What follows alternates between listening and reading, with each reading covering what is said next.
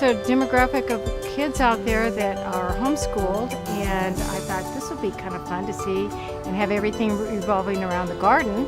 And so it just kind of evolved. It was one class, and now we do two classes.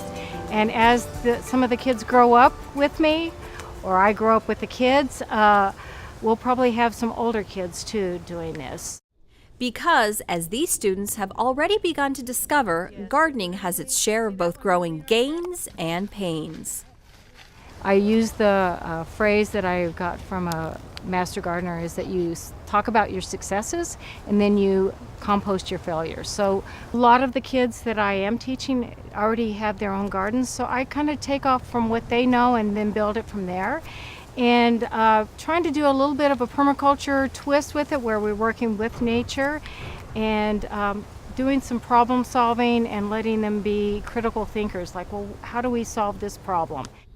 And now that our teaching garden is up and growing, thanks to a grant from the Rogers Foundation, we're learning some basic skills for identifying any pests or problems that might appear.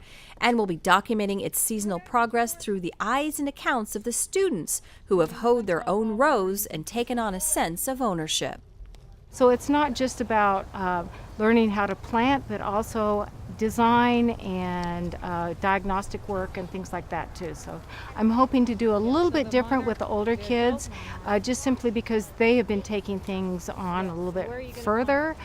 For instance, some of my older kids started doing video out in the garden, so I thought, okay, that's what we're going to start doing. They're going to be making a documentary on how we get this done.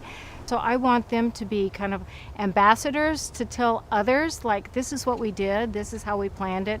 And so it's kind of going to be like a kids teaching kids.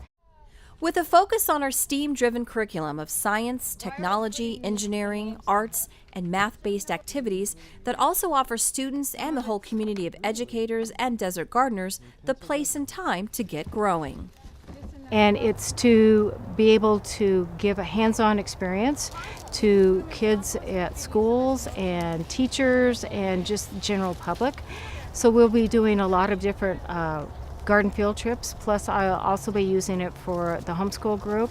I teach a series of classes for teachers on how to incorporate a teaching garden at their schools, and then also just for adults, you know, regular adults that want to learn how to garden too.